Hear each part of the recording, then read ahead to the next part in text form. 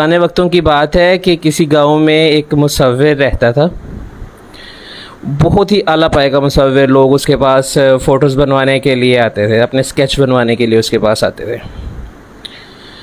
تو ایک دن اس مصور نے سوچا کہ میں نا ایک شاہکار بناتا ہوں.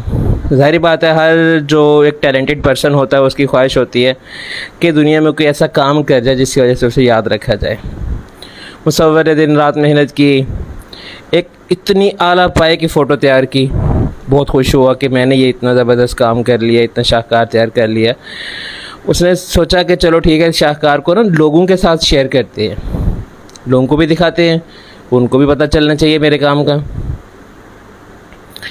تو اس نے نا اس فوٹو کو ایک چوک میں جا کے کھمبے کے ساتھ لٹکا دیا اور ساتھ ایک قلم بھی رکھ دیا.